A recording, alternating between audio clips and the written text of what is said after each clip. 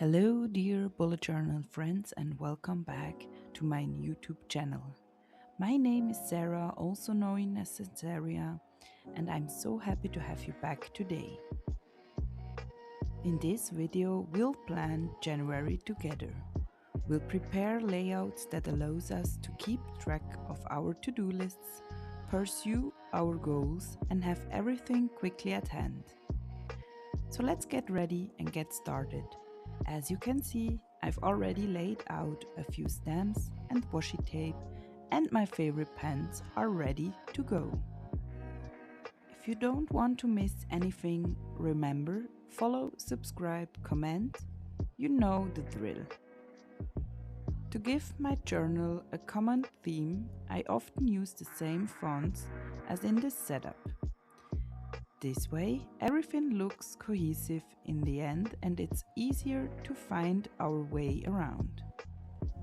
I'm starting here with chapter 1 because I love the chapter look, just like in the books.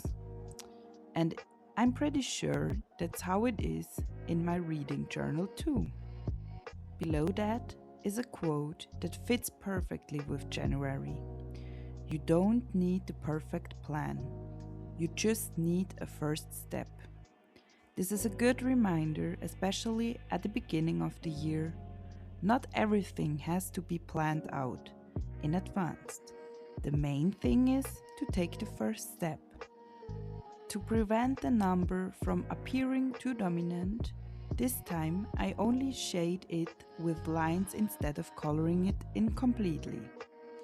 This is a simple trick to add contrast without overdoing it. On the right hand side, I write January, so that you can imaginately see which month this setup belongs to. Then I add my crafting paper. This is paper in the style of old newspaper or magazines, and is almost exactly the size of the bullet journal page.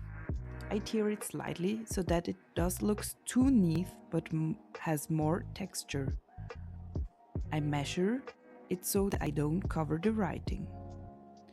For straight cuts I use my cutting board, which is very handy for small, clean edges. Then I glue everything in place with simply glue stick.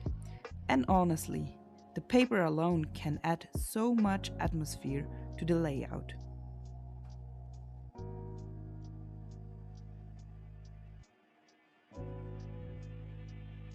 Then I decorate with plant stamps.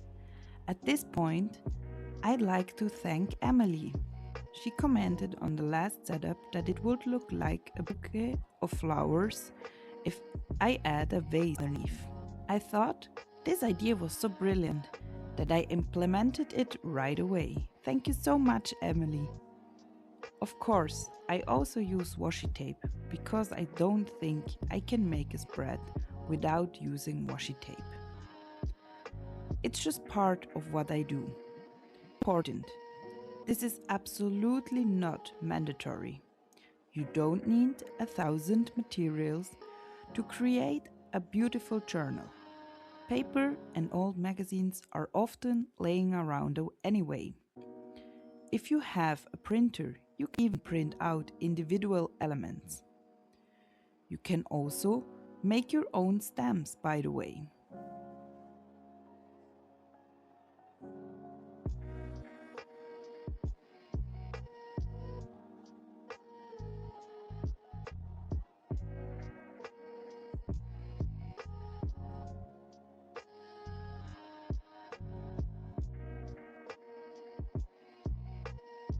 And then draw a shadow with my light blue Stabilo to give it more depth.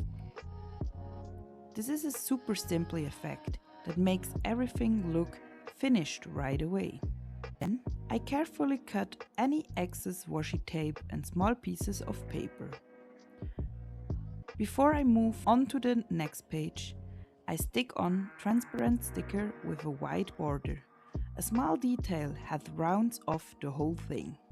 One tip I learned from my annual setup is, when I stamp, I always put a piece of paper in between. This prevents stamp marks or smudges on the next page.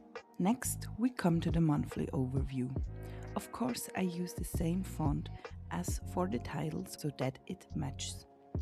I decided on a calendar format with boxes for each day. I don't close these completely but leave small gaps. This makes the layout visually softer and less blocky. I almost always plan with a rock pencil sketch. Not everything in detail, just the outlines and landmarks. This saves me stress, as I sometimes skip days or moving things around. When I label the corners briefly, I know immediately, here is the first, here is the fourth, and so on.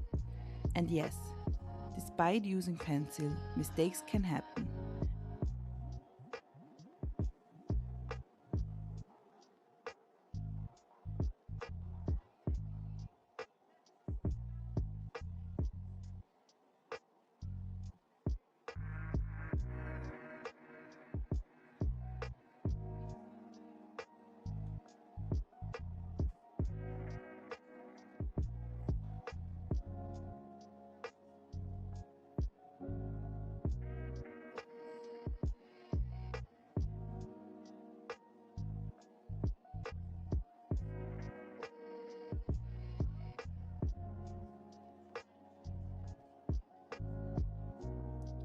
Then I write the days of the week above the calendar. At the bottom of the page, I track my goals of the month. I have big goals for 2026 and break them down into smaller cells each month.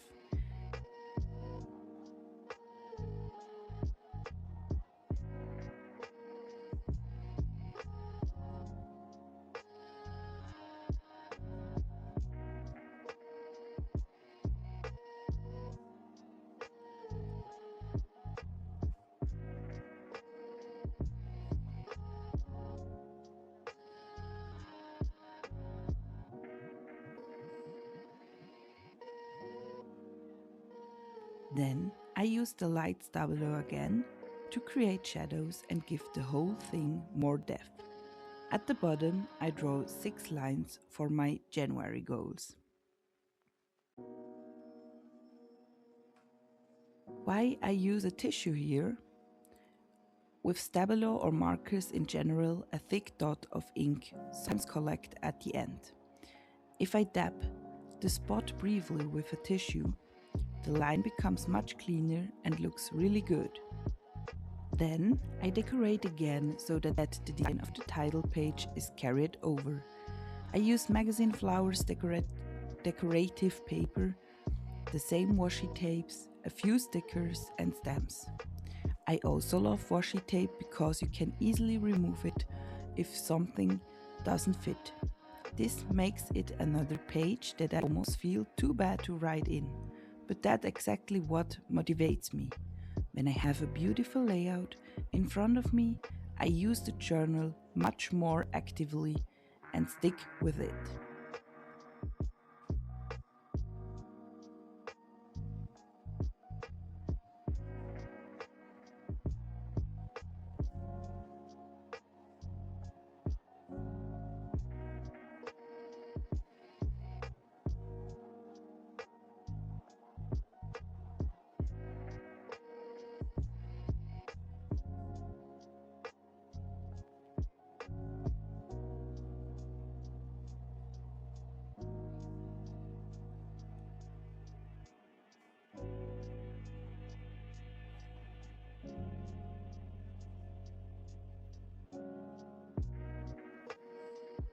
Then comes one of my favorite stamps, this hourglass. I just love it. Of course, flowers and vases are part of it again. And again, an interleaving sheet is inserted so that there are no marks. Now we come to the weekly overviews. As you may already know from my other videos, I'm a huge fan of Dutch doors, so they can't be missing for January. I cut out pages to create longer pages for the weekly overviews. The principle is simple. You cut out enough pages so that you can plan the weeks.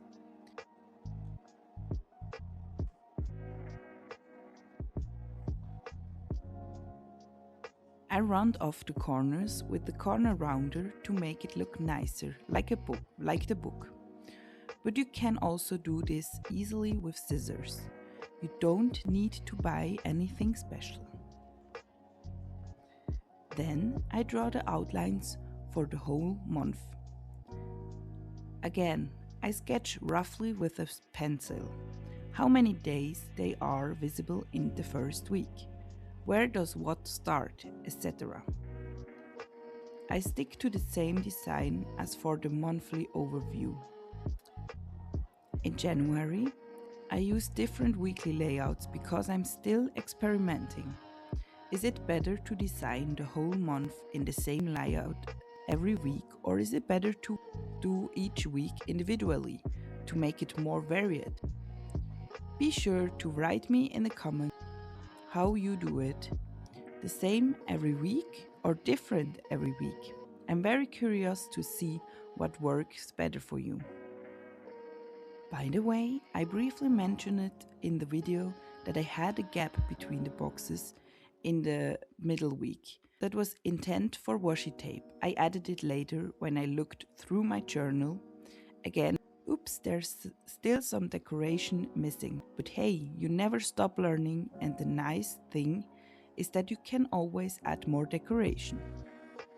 If you're interested, I can also do a flip through when the month is full so you can see how it works in everyday life.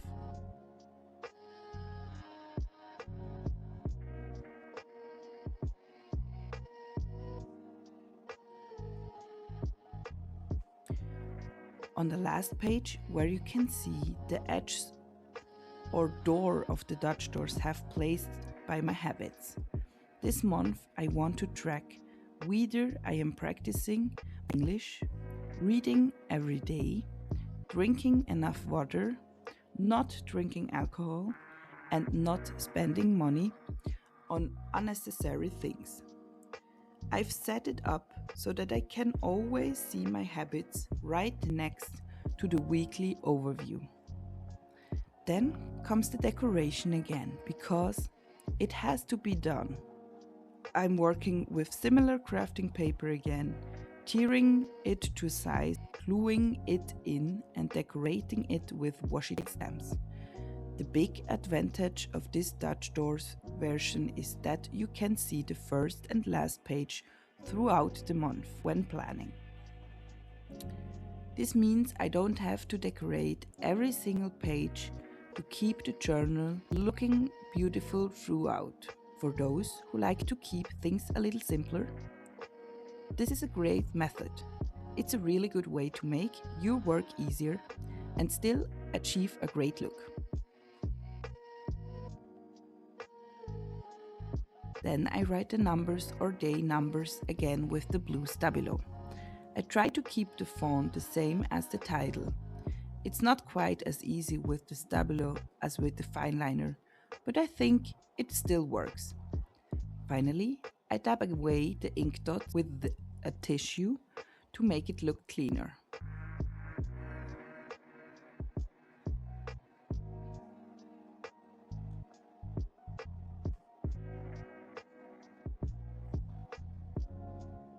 Then I wanted to write in days of the week, and I probably made another mistake. You can probably even see in the video how I get a little upset. It happens. I decided to finish writing first because all the other weeks, but I like this connected font best. It almost looks like a stamp over the numbers, which fits the style perfectly. Starts on Monday anyway, and hopefully I won't make any more mistakes.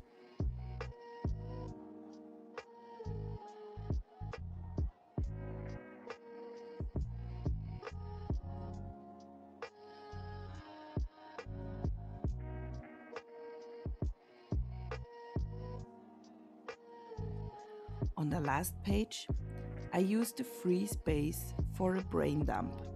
I stick with the font design. I've tried other fonts in the past, I add some decoration at the end. And now you can see how easy it is to fix mistakes. I use the cutouts from the Dutch doors, cut out the appropriate files, glue them in, and simply write over them.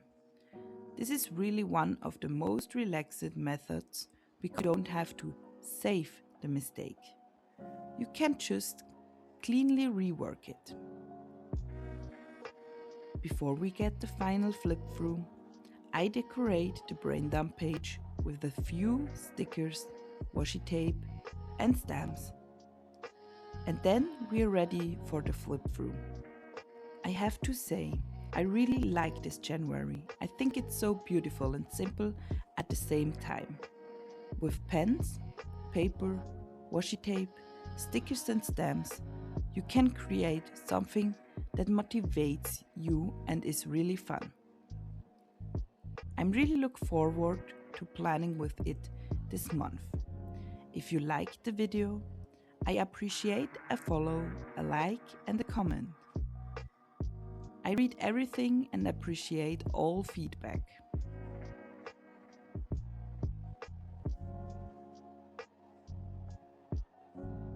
I wish you all a great start to 2026. See you again very soon in the next video.